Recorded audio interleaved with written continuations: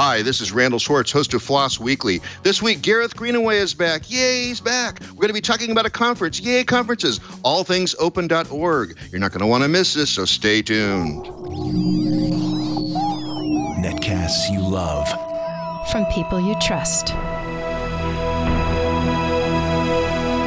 This is Twit. Bandwidth for FLOSS Weekly is provided by CacheFly at CacheFly.com. This is FLOSS Weekly with Randall Schwartz and Gareth Greenaway. Episode 445, recorded August 9th, 2017. Allthingsopen.org. This episode of FLOSS Weekly is brought to you by Cloudflare. More than 6 million websites, apps, APIs, and software-as-a-service companies use Cloudflare services to weather whatever the internet throws at them. For a free online chat session with a Cloudflare support engineer, visit cloudflare.com/twit. And by Amazon Kinesis from AWS, a powerful new way to easily collect, process, and analyze streaming data so you can get timely insights and react quickly to new information. Learn more at kinesis.aws. It's time for FLOSS Weekly, the show about free, libre, open source software. I am your host, Randall Schwartz, Merlin at Stonehenge.com, bringing you each week the movers, the shakers, the big projects, the little projects, projects you may be using every day and not aware of it, projects you might want to download right after the show. Or sometimes we talk about other things like conferences, like we're going to be talking about today. But before I get started, let's go ahead and welcome back, Gareth Greenaway. Welcome back to the show. Thanks, Randall. Glad to be back. And it's been so long. It's been like over a year, I think, right? Maybe a year or two, somewhere in there. It's been a little while, yeah. A little hiatus from co-hosting, but I'm excited to be back and hopefully back for a few more. Now, I just saw you. Was it at Scale or OSCON? I can't remember where I saw you recently in person. I think the last time we saw each other was at OSCON, but I did see you at Scale as well. All right, that's true. I kind of waved at you. I didn't have a long conversation with you there, but that's cool. Well, anyway, you're, I believe, I'm speaking to y'all from the ZipRecruiter headquarters, 11th floor of downtown Santa Monica. I'm in the room that doesn't have the good view behind it, so you got this stupid fake tree here behind me instead, if you're actually watching the video. And where are you speaking to us from, Gareth? I'm still at my underground bunker over in Thousand Oaks. I'll wave in your general directions down here behind me somewhere, I think. Okay, back over that way. I haven't been up to TO in probably like 3 or 4 years because I don't have a car here anymore. And it's a little crazy to try to take an Uber up there. It's a little stretch, probably a very expensive stretch. Anyway, we have a great show lined up today. We're going to be talking about a conference, which is why I'm very excited to have you come back, since I think you know a little bit about putting on conferences from time to time. We've got on, let me see his name here, Todd Lewis, who is going to be talking to us about allthingsopen.org. Now, up until a few months ago, I didn't even know this conference existed. So I guess maybe it's a big thing on the East Coast that people can actually drive to because it's in the Research Triangle. But it's apparently been going on this will be its 5th year. And Todd's going to talk to us a little bit about what's going on, who the kind of speakers are, what some of the previous conferences have done, things like that. What do you know about All Things Open? I think you may even be going there, right? Yeah, no, I mean, like you, I found out about it, I think a couple years ago. I saw a bunch of people talking on Twitter and various other social media about it. And then this year I decided to submit a talk and it got accepted. So this will be my first All Things Open. So I'm really excited about it. Cool. And I mean, it says they've got 3,000 attendees, or at least they're aiming for that, which makes it fairly large in the conference size for open source conferences, I believe, right? Yeah, no, I mean, that's really up there. That's one of the bigger conferences. I think the only one that's maybe bigger than that is the FOSDEM one, and their numbers range in the tens of thousands. Yeah. And also FISLA, when they were holding them. Actually, I'm not sure if they're doing one this year or not, but I've already had to cancel my plans to go there because they haven't told me whether they're sponsored or not. They usually run around 5,000 people, so that was also pretty exciting to go there. I don't even think OSCON gets up to like 1,500. I mean, it's pretty small. Also, it's a lot more expensive than any of the conferences, other conferences we're talking about here, so it's cool. Anything more before I bring on our guest? No, I'm excited to speak to Todd. Great, great. Well, before we do that, we have to inform you that this episode of Floss Weekly is brought to you by Cloudflare. Cloudflare is on a mission to help build a better internet. Cloudflare makes your site or app faster, safer, and more reliable, so you can stop worrying about slow loading page times, downtime, or getting hacked. Cloudflare is incredibly easy to use, and sign-up takes less than 5 minutes. Cloudflare's global network of 115 data centers caches your content and moves it closer to visitors. Their web optimization features speed up your code and make it mobile responsive. End-to-end, Cloudflare speeds up every request to your site with performant DNS, caching, content optimization, load balancing, and more. Cloudflare doesn't only provide DDoS protection, their web application firewall is powered by a massive IP reputation that updates for all users. Cloudflare's 24/7 security team is constantly watching for new vulnerabilities and deploying real-time protection. No matter what you choose for your cloud compute, AWS, Azure, Google Cloud, a combination of public and hybrid, Cloudflare works with all of them. Using Cloudflare gives your business the option to use more than one cloud provider, so you don't get locked into any of them. If you're hit with a DDoS attack, or if your site suddenly experiences a surge in legitimate traffic, you pay the same amount because plans range from free, $20 a month, $200 a month, and custom plans for enterprise. Cloudflare is offering Twit listeners a free online chat session with one of their top support engineers to answer any of your questions. Visit cloudflare.com/twit to sign up today. That's cloudflare.com/twit. And we thank Cloudflare for their support of Floss Weekly. Now let's go ahead and bring on our guest, Todd Lewis. Welcome to the show. Thank you very much. And where are you speaking to us from? Actually, today from Columbia, South Carolina. All right, cool. So did we describe it accurately? And well, tell us about allthingsopen.org. Like I said, I only heard about this a couple months ago, so this is all fresh news to me. Tell me about what's going on. Sure. Well, thank you first for the opportunity to even be on. I really appreciate it. You do a great show. Thanks. And I know you have for a good while, so it's a real pleasure and a real honor to actually be talking to you. Well, we started, I've personally been doing open source related events for more than a decade, for more than 10 years. This will be our 5th year doing All Things Open. It's grown significantly. We started it in 2013, and what we really wanted to do was focus on really the application of open source and open technology within a business or an enterprise setting. So that was the initial sort of mission statement. And again, we started in 2013. Attendance has grown significantly. We've gradually increased the number of speakers. I think you referenced it earlier. Last year in 2016, approximately 2,500 or 2,500 people attended from all over the country, 32 states, and I think 19 countries, if I'm not mistaken. And this year we are hoping for and planning for more than 3,000. So we consider ourselves very fortunate. Well, now, where's this conference happening and when? Might as well start with the important facts. You bet. I know, right? It takes place October the 23rd and 24th in downtown Raleigh, North Carolina. And that's right in one of the 3 pegs of the Research Triangle. If you've ever been to downtown Raleigh, it's a wonderful place. So we'll be at the Convention Center, and the 23rd and the 24th is a Monday and Tuesday. So we actually scheduled the event the first part of the week so that many people joining us from out of town, and in some cases even out of the country, can use Sunday as the travel day, and then they can still get back so that they can take care of, I'll say, more work-centered issues on the Wednesday, Thursday, and Friday. So we try to leave the remainder of the week for that. Cool, cool. And how is this conference structured? Is it like a traditional multi-track conference with maybe themes to the tracks? It is, yeah.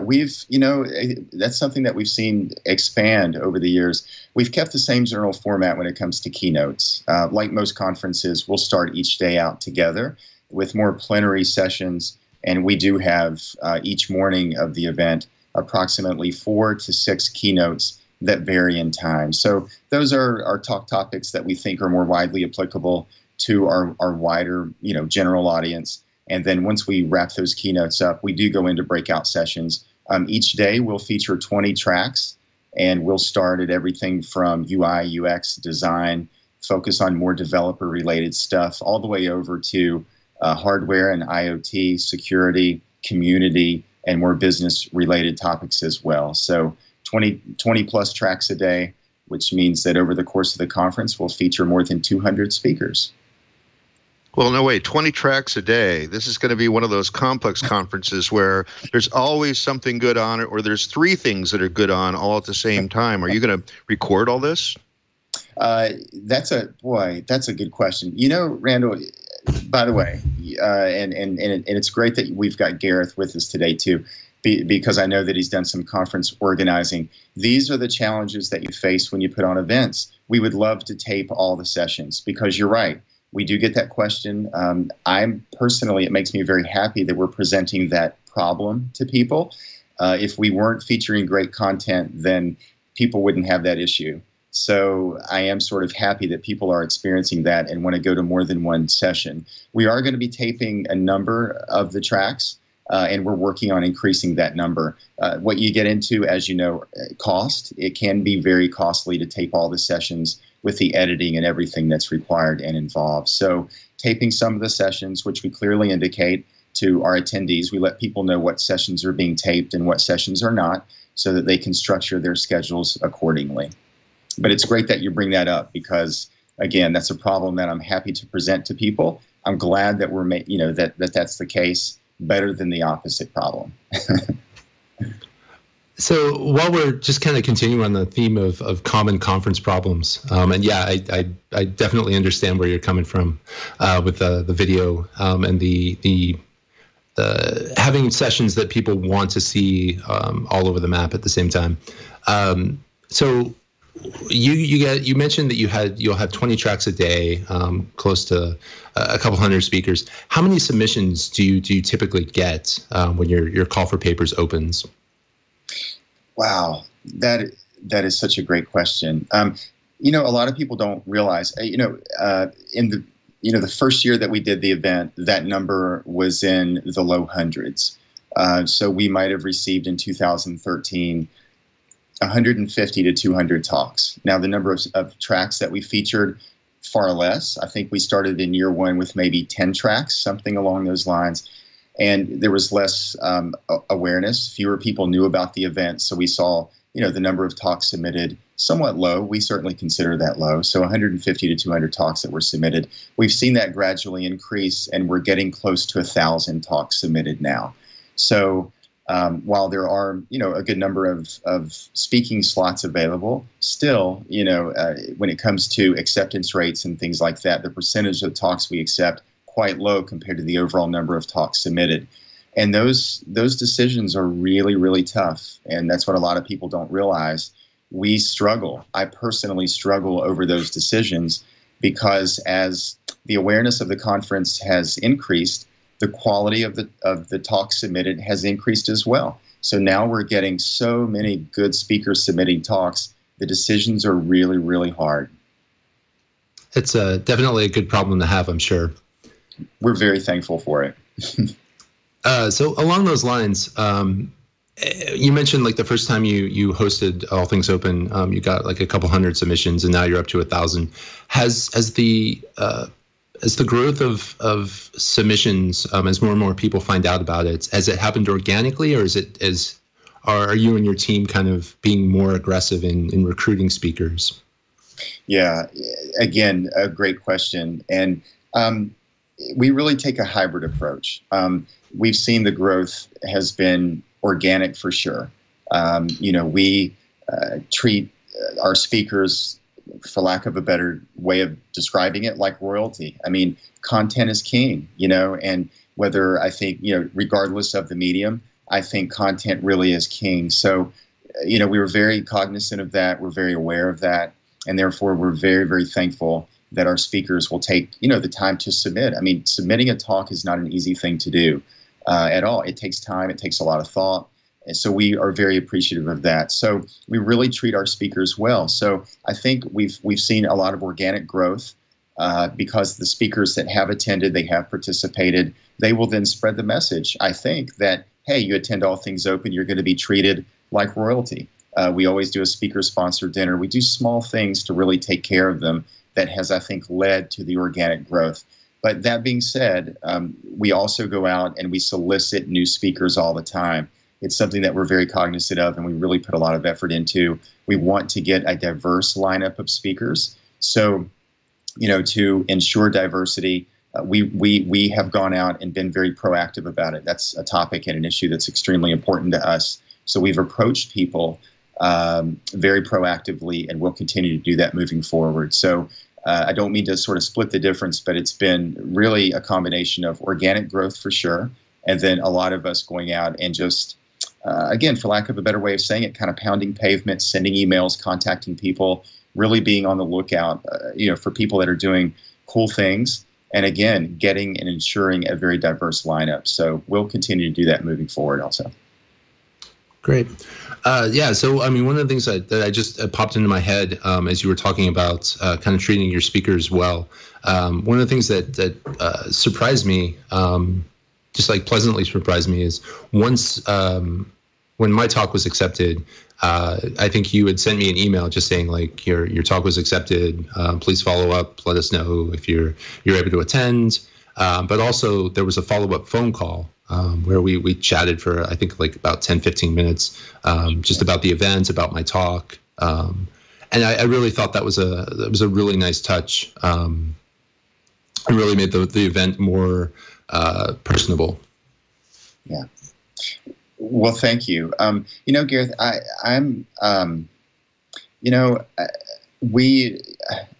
humanity should not be lost on technology. And while, again, and I don't want to be too philosophical here or anything like that, but, technology is wonderful. Open source and open technology is absolutely wonderful. I've been doing this a long time. I believe in the methodology. I believe in the approach. I'm a true believer. But the humanity and really the human aspect of it should never be lost. And we really try to emphasize that by always, anytime we accept a speaker or we accept a talk, and in a lot of cases, even when we reject a talk, we'll still reach out with a personal phone call. And we want to speak to someone because we really don't take it for granted. It takes a lot of thought and time and effort to even submit a talk. Now, again, some are better than others. That's just the nature of things. But the consistent line through every talk that we see submitted is, again, some individual has put a lot of time and effort into it. And that is time that they were not spending doing something else. So there's some opportunity cost there. And I don't ever want to take that for granted. And we truly appreciate that. So, if someone's willing to do that, the least we can do is reach out with a phone call and give them a little bit of our time in return. And something that you may also remember is that even when we reject the talk, we still extend a free pass to that person to the conference. We still want them to attend the event, and we want them to come. So we extend that free discount code or the discount code that's good for 100% off, because we want them to experience the event, see what it's like, because we want to continue to see those talks moving forward. We don't want to discourage anyone. Because again, as we previously touched on, sometimes it's just a matter of numbers. It just gets down to the numbers. You can only, you have a limited number of slots that you can fill with speakers, and we want to see those talks in future years. So again, the human component is extremely important. So thank you for remembering that. I'm really happy that that sort of stuck with you, but even B, noting that, because I think that's super, super important. So actually, you brought up a good point there. I've been submitting talks to conferences for most of my career, and it is a lot of effort you go through, and that sort of surprised me what you just said there. That even submitting a talk gets you a free pass. I think that's fairly unusual. I remember a conference I had to go to that I was submitting a talk to, and they wanted me to pay for the conference as well. And I was like, what? Look, one of the main reasons I'm a speaker all the time is to go to free conferences. So I really appreciate that you do that. Sure. That again, that's just something that's very important to us. We started doing I've been doing open source related events for more than a decade. And part of the reason I started doing events was, I attended a good number of them before I became an organizer. And, when you attend conferences, you see things that you want to replicate and do in your own events if you start doing them. And then, you also, and just being as honest as I can be, you see things that you don't want to replicate that maybe you don't think is such a good idea. And I have seen that as well. So it's not funny to me, but it's interesting to me, because even when a talk is accepted, we will often get feedback. We'll often receive an email from that speaker asking if they still have to pay for the event.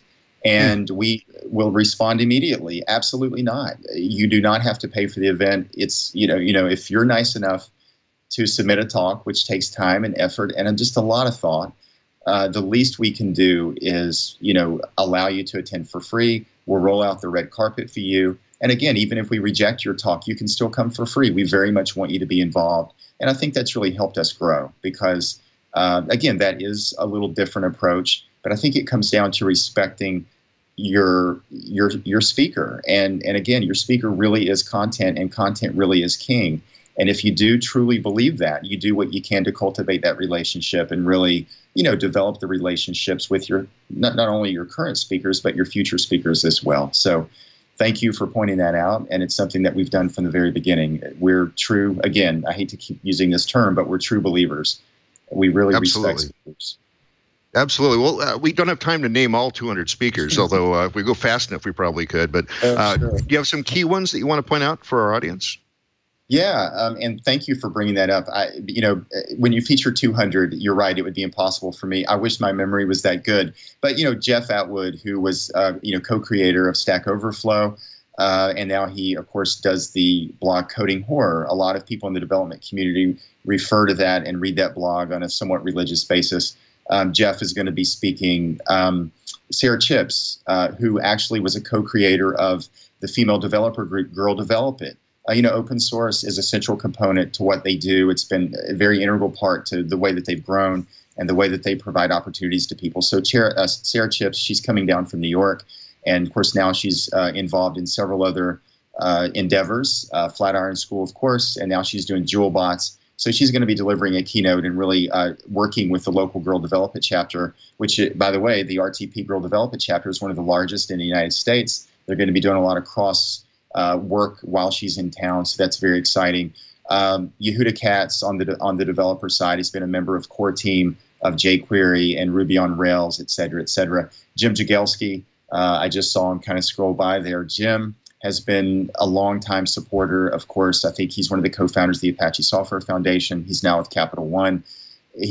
I consider him a legend in open source. He's one of the first people that I started to follow and really, got to know. And, he's just one of these people that has a permanent invite to everything we do, not only because he knows his stuff, but because he's just such a nice man. He's so kind. And again, it gets back to the humanity side of this. At the end of the day, technology is great, but eventually you get down to human beings. And Jim is just one of those very special people that's just so nice. So Jim, for sure. And then there are so many others that we're really proud to host, and we're very, very thankful. It's funny. You start out in the industry and you get started, and there are people that you read.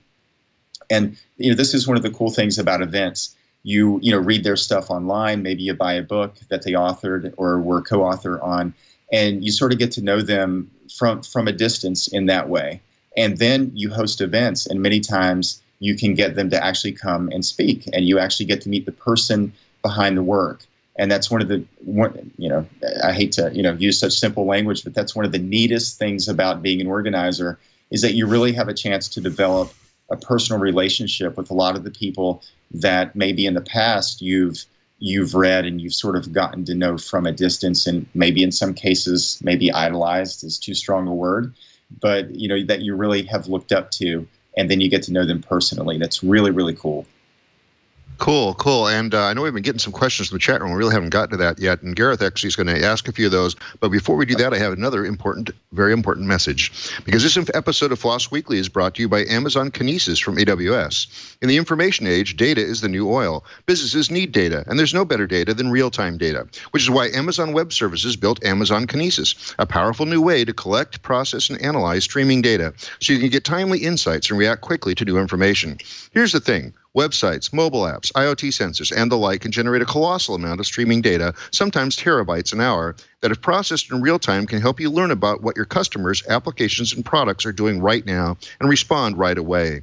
Amazon Kinesis lets you do that easily and at low cost. With just a few clicks, you can start sending data from hundreds of thousands of data sources simultaneously. Loading in real time, it lets you process and analyze the data and take actions promptly. All you need to know is SQL. Kinesis also gives you the flexibility to build your own custom applications using the popular stream processing frameworks of your choice. And with Kinesis, you only pay for the resources you use. There are no minimums, no upfront commitments. To learn more about Kinesis, just go to kinesis.aws and let's get streaming. That's KINESIS.AWS. And we thank them for their support of FLOSS Weekly. And now, Gareth, you had a few questions from the chat room? Yeah. So one of the questions that was, as Randall mentioned, from the chat room, in terms of the projects and speakers that are represented at All Things Open, what is the distribution between, say, like corporate speakers or speakers from companies versus speakers from open source projects and open source foundations? Yeah, I would, I don't know the exact answer to that. So I'm not going to attempt to give you a specific percentage or a breakdown. I should probably know that information much better than I do. I can tell you that there's really good crossover. I would say the majority of speakers, gosh, you sort of caught me thinking here. You're actually watching me think, which is always dangerous, by the way. It can go really well or really, really badly. Thinking out loud is a very dangerous thing to do. I would say that there's a very good mix. There are a lot of people that work with companies that have started open source projects, well-known projects. They're still employed. Many times the project is active, and the company plays an active participatory sort of role. And then, many times someone is employed by a company, then outside of the business, they're involved in the project and things like that. One of the things that we've tried to do is, feature speakers that certainly, it's fine that they work with a large company and that they're involved. Very, very important. But we are trying to feature, some of the speakers behind the projects and things like that. It's something that we need to get better about. And by the way, if anyone watching this has suggestions on potential speakers or, anyone like that or a project that should be featured, as Ross Perot used to say, I know that's going to date me, but I'm all ears. We would love to hear you. And I'm sure you have a lot of viewers that don't even know what I just said. They don't even understand that reference, Ross Perot. But we would love to hear, we're always looking for input on how we can do a better job. And again, speakers and projects are certainly part of that. So again, sorry that I don't have an exact answer, but we certainly try to take more of a hybrid approach and feature people from projects, individuals, smaller individual companies, sole proprietorships, and then people coming from the corporate side as well. So another question from the chat room. Curious about what the logistics look like for putting on All Things Open. Like how much time goes into it? How early you start planning in the year, and just kind of how much time you end up spending on a daily or weekly or monthly basis. Sure. I wish we had 2 hours that I could talk just about this topic, and you as a conference organizer know what I'm talking about. This starts very early. We start really a year in advance. And when it comes to location, the actual venue, we are now 2, 3, 4, 5 years into the future. So it really depends on the component of the event or the planning that you're actually referencing. The venue, multiple years out.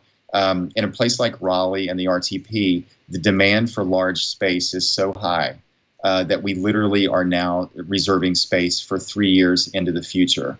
So that many, many years out. When it comes to speakers and topics and projects, it is around the clock work. We're always, we read everything we can get our hands on. We read blogs. We really try to follow, people, individuals, companies, to try to keep up with what's going on in the industry, with what's going on with open source, FLOSS, et cetera. So that's sort of scanning the horizon to identify topics and speakers, and really just generally topics of interest or tracks of interest is always going on. That's an ongoing thing.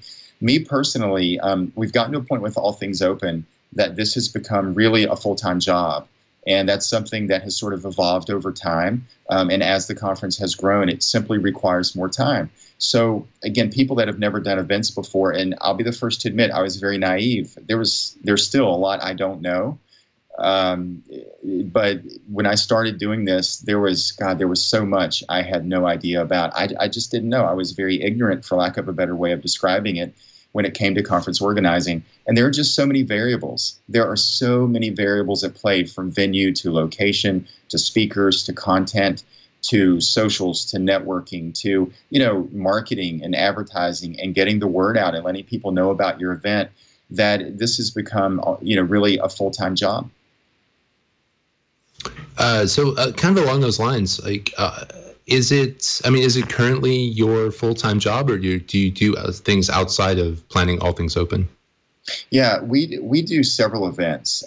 So we have been very involved in the industry and hosting open-related events for more than a decade now. So we also host an event called Great Wide Open in Atlanta. It's a much smaller event, but we've done a lot of things in the Atlanta area here in the Southeast. This past year, we just launched a new conference called Open Source 101. And we held that in the Triangle in the spring at NC State University. And we're now expanding that. We're going to do multiple Open Source 101s coming up in the spring of 2018.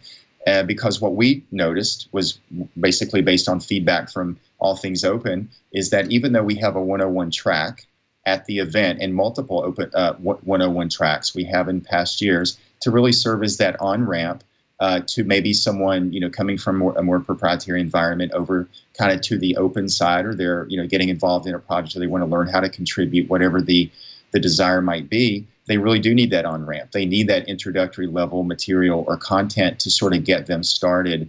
We saw a lot of demand for that. So that's why we started the Open Source 101 series and that conference. So it is all Things Open. And then, again, we have done some other smaller events in the Atlanta area and here throughout the Southeast. And then coming up soon in spring of 2018, we'll start to do the 101 events in other locations across the country. Going back to the All Things Open, the planning for that, obviously, maybe I'm wrong and you're just a crazy event planner that's able to do it. But obviously, I would imagine it's not just you that is organizing All Things Open. How big of a team do you have currently that's involved in the planning, and how do you divide up the tasks, like deciding who does what? Sure. Yeah, again, just a great question. And I don't want to get too deep because, again, we could, no joke, we could talk hours and hours and hours about this. There could be, no joke, a show dedicated just to conference organizing because it is such a broad topic. And it would be very needed, to be quite honest with you, because I would engage and learn from it. Certainly I work really full time on it, and then I work with I have a colleague, and we work together full time on it as well. And we also work with other people that will work with us, 2 or 3 months out of the year, and then we work with a lot of volunteers. It takes a lot of volunteers in order to to really make this event successful and to really pull this off and to grow it the way we have. So we're just extremely thankful that people come forward, they're willing to volunteer their time. Now, we incentivize them, so there is an incentive for volunteering, and so there is value returned. We very much are all about reciprocal relationships and things like that. So really, me and one other person work sort of full-time on the conferences and on the events that we do, with some other kind of, part-timers, people that will come in for a limited amount of time depending on what we're doing. And then we have that sort of that cadre of volunteers, that group of volunteers that help us out. And we're always soliciting volunteers. They're wonderful, wonderful, wonderful people. And we're very thankful.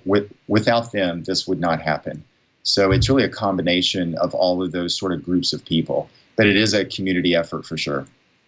You were just commenting that you could spend easily another hour or two on conference organizing. Have you ever thought of offering as one of your talks, say you want to organize a conference, and actually going behind the scenes of ATO as one of the sessions at ATO? Randall, Ooh, that's so good. That's a great idea. And I've often joked that, I don't have time to enjoy my own event. And certainly I enjoy it. And I mean, obviously I love what I do. And anyone that knows me knows this is what I love to do. I truly love this, creating opportunity for people, bringing people together, enabling education, et cetera. I love what I'm able to do.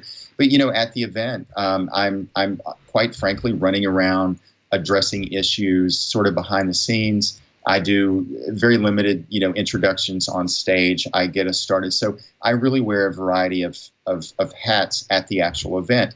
I've often said that what I want to do most is to do a session at my own event. That would be a major accomplishment and something that I would absolutely love to do. So that's a great idea. I would absolutely love to do that, and I hope to make that a reality at All Things Open here in the very near future. I did deliver a talk in Austin back in May at the Community Leadership Summit, which is an event that John O'Bacon hosts. He actually created that. And of course, he's a real big community person, and he's been a driver, when it comes to open source community for a long period of time. He sort of wrote the book on it, the O'Reilly book. And I did do a talk on conference organizing at CLS this past year. And Jono was nice enough to sort of yield the stage and allow me to deliver a keynote or a plenary session about that topic. And it was about the growth of All Things Open, best practices, and I really attempted to help other people that are organizing meetup groups or maybe other events, and to try to help them as much as I possibly can. So that's what I use the talk for. But great idea, and I think people should see that, should expect to see that soon. It's just a matter of actually making it happen. Awesome. And also it would be interesting that if you could make sure that you're not needed for an hour, to actually organize the conference so that you could actually organizing it in such a way that you're not needed for an hour also means you have other possible hours. Like if you just wanted to take lunch and not get interrupted every 5 minutes, it's kind of a conclusion then that you have completely organized yourself away so that you're not absolutely critical. Yeah, I know it's fun to be critical, but it's also fun to be not needed occasionally. So good plan there. Also, when you referred to the presidential candidate, wait, my mind's going already. See, that's how old I am, as I can't remember the guy that.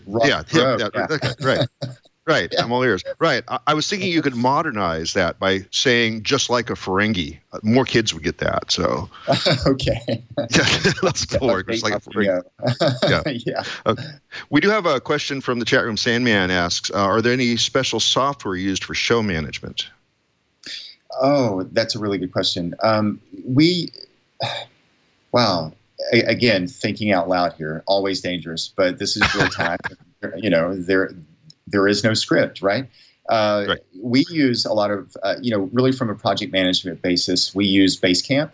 And Basecamp is a product, I think the company behind it used to be a company called 37 Signals. They've since changed their name to Basecamp. The two, I think, principals behind that are Jason Fried and David Hammeyer Hansen, or DHH, as a lot of people know him, on Twitter and online. And David, of course, is sort of the person behind the Ruby on Rails framework, and he's a big proponent of open source and actually has opened that up as an open source project, et cetera. So we actually use a lot of Basecamp to sort of keep track of all the variables that I referenced earlier, and then a lot of email, a lot of chat and things like that. We've tried Slack as well, so we do use Slack to a degree. But we've sort of gravitated over to Basecamp from a conference organizing and really a project management standpoint. And, again, we're always wide open. We're wide open to new ideas and to new platforms. So anything that can help us do a better job. It just, again, when you're conference organizing and when you get, to the point that we have, meaning we hope, and we're really hoping for 3,000 attendees, 200 speakers. There are just so many variables to track. Software and those sorts of things become extremely important because it helps us do a good job and, quite frankly, stay sane. Without something like that, I'm not sure I would, attempting to keep track of all those things on my own. So one of the biggest complications in modern day conferences is the number of people that are bringing their mobile devices into the rooms and expecting decent Wi-Fi. I presume you've chartered a fair amount of bandwidth for this conference? Oh, we have. That's something every conference organizer, and maybe not. Maybe I'm making some assumptions and assuming that my experience has been everyone's experience, which I know is not always the case. We made that mistake. We did not in very early years. What comes to mind is we did an event very early in the Atlanta area in which we lost, wireless internet access, the ability to provide internet to our attendees for the entire first day of the event. It was a 2-day event. If you want a riot on your hands, if you want mutiny, I encourage you to have that situation come up at a technology event. That was a very hard lesson learned. I still have the scars from that one. So I use that as, a learning opportunity, and we have never repeated that. So plenty of bandwidth at the Raleigh Convention Center. The upside is that, in the Research Triangle, they're very much kind of a tech town. Technology is very big in the Triangle. And so as a result, the Convention Center, they host a lot of technology-oriented events. So they're very used to having, I'll say, robust needs when it comes to internet connection. They understand that the average attendee, from a planning standpoint, it's really 1.5 devices per attendee. So wow. They sort of already know that. So when we, went into Raleigh, they were already aware of those ratios. And so there was very little learning curve. We kind of walked into a situation where they knew exactly what our needs would be, and they've been great. They've been very, very good. And people that don't host a lot of technology events, many times they don't know those numbers. They don't know what to expect, what the demand levels will actually be, and that's where some education is actually required until they experience the event. And then, many times they'll walk around the event, they'll see everybody online with multiple devices, and then they'll have that aha moment like, oh my gosh, now we understand what you're talking about. So I've been there and I've made that mistake, and I don't like to make guarantees, but I'll just say this. We're taking every measure possible to ensure we don't have those issues at Allthingsopen. That was a very hard lesson learned. Can you give me just a rough idea of like how many gigabits you have to rent for something like this? You know what? I honestly don't. Sorry, I don't have an answer for you. I really wish I did. I really don't. Future appearances, I'll have that ready for you. Sure, certainly. Because that's really fascinating. That really is very interesting just to see. I will say this, at our last Allthingsopen last October, they did say that, again, the demand was significant. It was one of the, some of the highest demand that they had seen at any event that they host. Now, they do host this particular convention center. They do host a gaming conference. And that gaming conference has approximately the same number of attendees, but their bandwidth needs are actually a little bit more than ours. So sure. Other than that event, we were right up there with, some pretty intense needs for sure. The exact numbers, I honestly don't know. I skimmed through the website. I should have read a little more detail, but do you have an exhibit hall? We do. Randall, that's something that we do a little differently, and that's something that sort of has made us a little different. And every conference is different. Everyone wants to take a little different approach, but that's another area that we do things a little bit differently. We don't have an exhibit hall. We don't put exhibitors in, sort of a standalone location, and then we don't have standard exhibitor hall hours. In which attendees can come in between 2 and 5, maybe between 10 and 12 a.m., 2 and 5 p.m. And then our exhibitors, that's the time that they sort of work their tables, and they're responsible for being there. What we actually do, and what we've done from the very beginning, is we position our exhibitor tables in the general area, out in the halls and around our breakout sessions. And that ensures really steady, solid walk-by traffic throughout the day. And our exhibitors have really come to appreciate that. They really enjoy that steady walk-by traffic, and it gives them a chance to target an audience, maybe an audience that they want to target or maybe get in front of specifically. So not exactly an exhibitor hall, but we will have exhibitors there. They'll be located and positioned a little differently, meaning out in the, space surrounding the breakout rooms, out in the lobby, and in areas like that. Sorry for being a little nuanced with you, and a little giving you, probably more information than you ever cared to know. But that is one of the ways that we handle things just a little bit differently. So you can be generally hand-waving about the next answer, and that is, revenue sources. What's actually paying for that big hall that you're renting? I presume it's partly for the exhibitor fees, partly the attendees fees, and sponsors. Is that the primary sources? Yeah.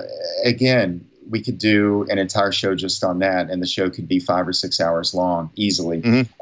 Really a combination of everything you just mentioned. Again, with All Things Open, we've taken a little different approach. We want to make the event accessible.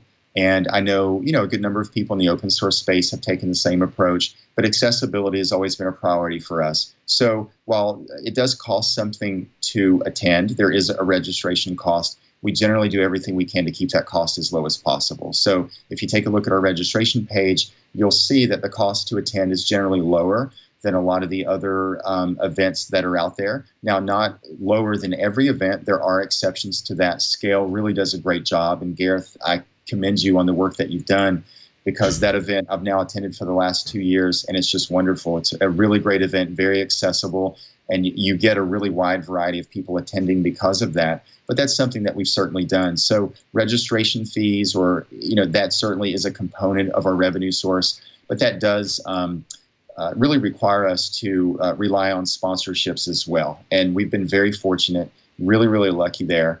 And we've got a lot of good companies involved, and they've come on board, and they sort of understood the mission, and they understand what we're trying to do. They believe in it, and they've had a chance to work with us before over in some cases all 4 prior years, and in some cases just a couple of those years. And we do have some first timers this year too. So sponsors are extremely important.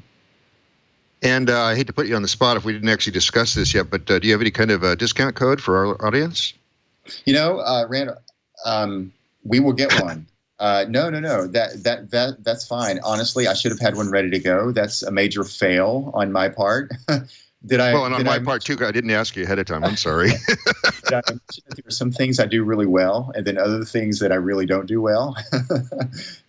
Well, that was. Can we make one up right now? We will have one ready for you. I'll be happy to get that to you, and then we'll work to get that out to your audience. We would love to have everyone attend. We are very liberal in our distribution of discount codes. Not only do we keep the price very affordable, extremely accessible, but then we do go really one step further and offer discount codes as well. So we're more than willing to do it. Yeah, sorry to put you on the spot there. Like I said, I was thinking about this. Actually, even said it at the end of last week's show, and I should have actually immediately wrote you, "What's the code?" That's no problem at all. It's something I should have thought about. Silly. So all you people that are out there in the audience, when you download this show, hopefully we'll have something out in the channels by then. So it looks like Garrett's got a couple more questions. So one of the things I was thinking about while you and Randall were speaking, just kind of what All Things Open 2017 looks like. Where do you see All Things Open going beyond 2017? Like, what would you like to see different, changed? How would you like to see it grow? Or is it kind of at a good place right now that you kind of you think will continue existing as is? Sure. Again, a great question, Gareth. These are you've obviously done this before because it's like you're inside my head here. We have these conversations a lot because future direction is very important. We've been very clear on what our mission is, what's important to us. If you go to our website, you can read our values. We are very careful we actually broadcast our values. We broadcast what's important to us, both personally and then within the context of the conference itself, and they're one and the same. They're very consistent. And again, I think that's helped fuel growth. So I think looking into the future, we very much want to keep our mission statement the same. We want to continue to focus on accessibility, bring new people into the open source, the general open space by making the content world class, and while at the same time featuring repeat seasoned speakers, veterans, current professionals, and then also featuring a lot of first-time speakers. That's something that we're very cognizant of, and something that we really focus on is we want to give first-time speakers a chance to become really the future experts, the future gurus. So we want to continue to introduce new people to the event. So we'd like to grow the event. How much we'd like to grow the event, again, that's really debatable. I personally I think 2,500 to 3,000 really is a good size. You begin to get larger than that. The question becomes, how do you really expand beyond those numbers? One of the reasons that we've expanded the number of tracks is, one, to stay true to the name. The name really is All Things Open. And so we really try to cover the spectrum of topics within the open source. And I hesitate to call it a vertical because it's not really a vertical, but that's the way I'll state it. But it's also to distribute attendance, believe it or not. So when you've got, 2,500 people attending and only 10 tracks, you do the math. That breaks down to about 250 people per track session. And our rooms aren't big enough to hold that many people. So we've extended the number of tracks to distribute, the number of attendees across those tracks and across sessions. So, and again, I don't mean to get too deep in a conference organizer world, but I am so thankful that we have that issue and that we actually have to have those conversations. So, believe it or not, last year we had sessions that were so full that, people were actually turned away. People literally left because they could not find a seat, either in a chair, on the floor, around the speaker podium, under the projector screen, etc. I mean, it didn't matter. They literally had to leave the room. And we hated to see that. And so people would come to us and say, what are we going to do? I mean, I literally cannot fit in the room. And we then sort of looked at the Raleigh Convention Center managers and said, what can we do? And they kind of shrugged their shoulders and said, I don't know what you do. I mean, we only have so much space. So, growing it, more, well beyond 3,000 attendees is really going to segue into some serious conversations about space, space allocation, where can we come up with more space, and just overall growth. So staying true to our mission, absolutely on the horizon moving forward. We're going to continue to do that. We're going to continue to stay very accessible while featuring wonderful, wonderful content, and even more, not more importantly, but as important, networking opportunities, an opportunity to meet new people in the industry, maybe get started in the industry, learn new things, etc.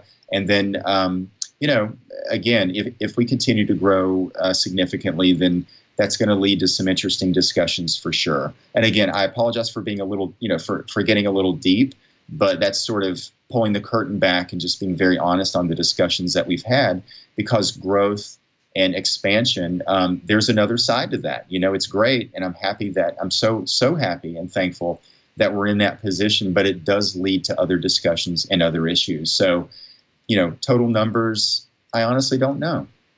Just being very honest with you. No, I mean, it's definitely one of the things that when I was still involved with Scale, it was one of the discussions that always came up was like, what next? Like, what is that? What comes after this? Like, how does the show expand? Do you get more people? And like, you're right. You're absolutely right. There's many things to consider when you start talking about like going from a 2,000 event to a 3,000 event, from a 3,000 event to a 4,000 event, etc. One of the other things I was wondering about is, so right now, All Things Open is hosted in Raleigh, and I believe has been for since the inception. Do you see it ever moving locations, like staying within the state you're in, or possibly like going other places, or even having similar to, like you mentioned Jonah Bacon's Community Leadership Summit, and he's kind of like in a sense franchise that. Do you see anything like that happening for All Things Open? Again, a great question. Something that we've discussed. I don't really know the answer to that question. It's something that I've put a lot of thought into, that we as a team have put a lot of thought into. We think the RTP in Raleigh is a very special place. We have really, we started the conference there for a reason. We've got great relationships, and they're just such nice people there. And there's a community, there's an open source community there. In economic development terms, it would be referred to as a cluster. Red Hat, of course, is headquartered there, and a lot of other technology companies have major outposts there. If they're not headquartered there, they have major operations there. And what we found is that a lot of those companies are engaging in various ways in open source. So the education curve is far less than what it would be maybe in some other geographical locations. And we really, again, have developed very deep relationships there. So, I personally envision All Things Open, staying in Raleigh, staying in the Research Triangle Park. The location has been very good to us. And again, just a very nice group of people. They understand technology. They understand open source. They get it. Again, there's very little education required. And that's not always the case. I mean, and again, this is getting off in organizer world and a little more philosophical, but that's really not always the case. You all know this more than anyone. But there are still a lot of people out there that do not understand open source, whether from the contributor contribution side, from the consumption side, the economic development side of things, the business development, what the business cases are, or the return on investment, with open source are. So many people, they still, in 2017, they do not understand. We have found in Raleigh in the RTP, they really get it. And that not only applies to companies and private sector entities, but government organizations, people engaged in local government. They generally seem to get it. So I'll be honest with you, that's very hard to leave. And again, with such deep relationships, I personally envision All Things Open staying there. But who's to say? I mean, maybe a version of All Things Open in other places, a possibility for sure. Growth is an interesting thing. Again, I'm very thankful for it, but what form it takes, open to discussion, and it brings with it a whole new set of issues, which we could talk about for literally the next 5 hours. You keep talking about how long this show would have to be, and I totally agree too. Unfortunately, the Twit Network only gives me an hour, so we're going to have to wrap this up pretty quick. Understanding that, is there anything that we haven't covered yet that you really want to make sure our audience is aware of before we let you go? Yeah, there are many, many things, but I'll keep this short, I promise. Again, thank you very much for the opportunity again. I don't want to thank you to death. I don't want to, you to leave this black and blue from thank yous, but I really do appreciate it. We've really tried to do something different with All Things Open from the very beginning. Not only are you going to get great content, but, we've emphasized networking opportunities, but, you're going to do all of that with a very diverse audience. Our low price point, it makes the event so accessible. And you're guaranteed to meet new people.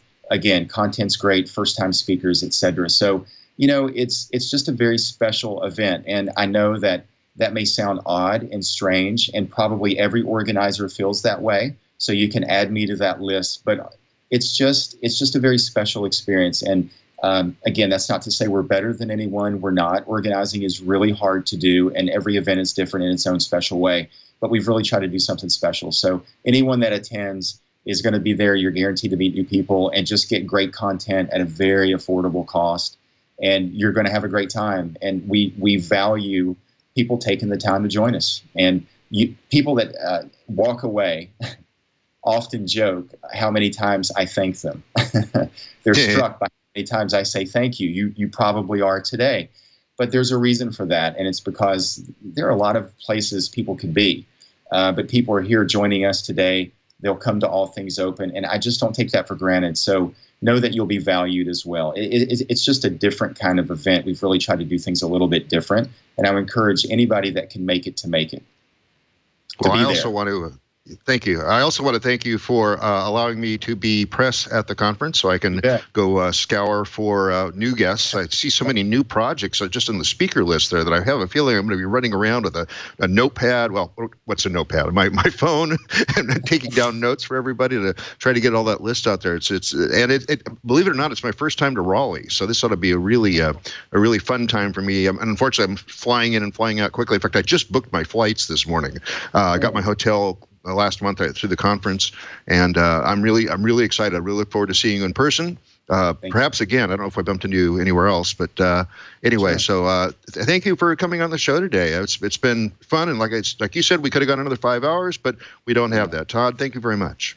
You're very welcome, Randall. Thank you. Gareth, great job with this Southern California Linux Expo. Great job. Thank you very much. Thank you. And that was Todd Lewis talking to us about allthingsopen.org, someplace I am absolutely looking forward to going to. Not unlike all the other places I look forward to going to. I keep making it sound like one thing is special, but really my whole life's kind of cool. So it doesn't really matter where I'm going. I'm going to someplace cool again. This is all it really means. Gareth, what did you think? Oh, I thought, yeah, it's I'm really looking forward to the event.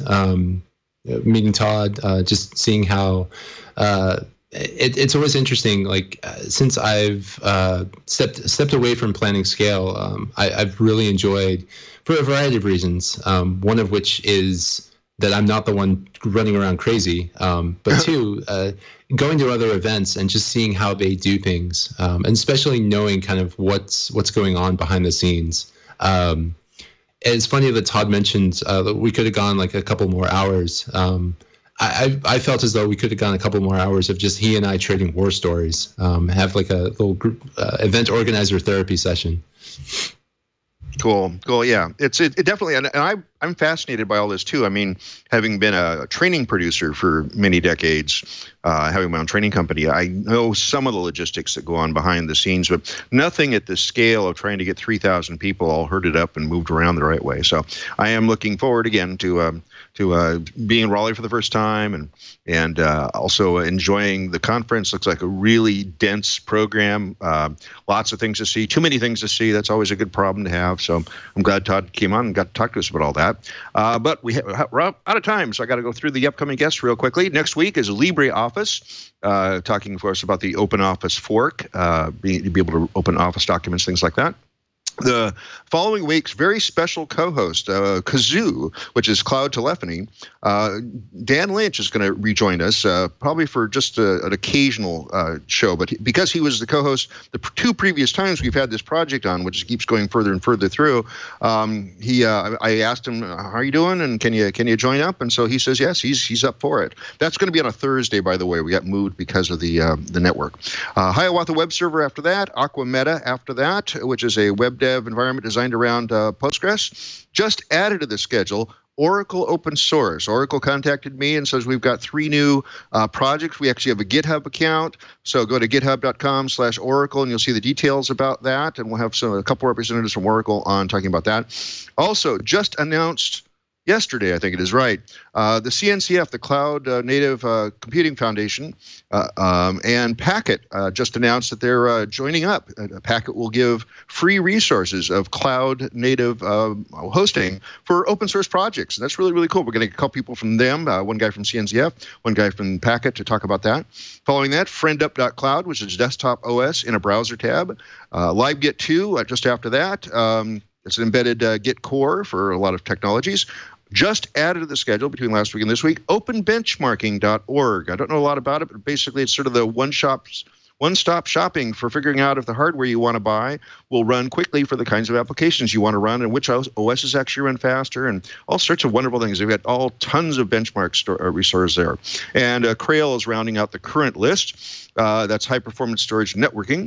You can find all that and more from the homepage of this show, twit.tv/floss. If you have any other suggestions besides the ones I just listed or the ones you see on that page, please tell the project leader or community coordinator to email me, merlin@stonehenge.com. We have a live stream we take questions from. That's at Wednesdays, 9:30 a.m. Pacific time, except for 2 weeks from now when it's going to be Thursday. And follow us at FLOSS Weekly on Google+. And I apologize, I just realized I haven't posted anything there in 5 weeks. Bad Randall. Okay, well, I'll start posting there again. Don't worry. That tweets over to @FLOSS Weekly on Twitter. Follow me at Randall L. Schwartz on Google+, and that tweets over to Merlin, M-E-R-L-Y-N. I'm going to be at DragonCon in 3 weeks. That'll be in Atlanta. I'm on a bunch of panels, even hosting a panel, and also giving my talk on why Dart should be your next programming language as one of the actual key speeches. That I don't always do that, but this time I actually am going to be talking. That's cool. Following that, the Open Source Summit in LA. That's the Linux Foundation's doing that. That's going to be, I think, the first week of September. No, second week of September, one of those in there, right? Yep, it's got to be. It's next month. And then, of course, at allthingsopen.org. If you go to Allthingsopen, please come up and say hi, say you're listening to the show. And even if you found out about it because of this show, which always tickles me to no end. So those are my plugs. Any plugs, Gareth? Yeah, so I will plug again, All Things Open. I'll be speaking, I think on the 3rd day of the conference. So it's actually a new talk. It's a new talk and I'm a little nervous about it because it's kind of a strange topic. I'm speaking about what the free and open source community can learn about 80s television shows. So that should be fun. I'll also hopefully be at Siegel, which is October 6th through the 7th in Seattle, which is the Seattle GNU Linux Fest. And I will also plug SaltConf. Kind of have to do that one. So that's the Salt Stack user conference. So that's happening the end of October in Salt Lake City, Utah. Cool. Well, Gareth, it's really good to have you back. I hope we can do it a little more often, but it's whenever your schedule permits. I always know that's how my rotating panel of co-hosts works. So I'll keep putting the message out there, and you just keep saying yes when you can, okay? Definitely. Yeah. As always, I had a blast. Thanks for having me back, Randall. Awesome, Gareth. And we'll see you all again next week on FLOSS Weekly.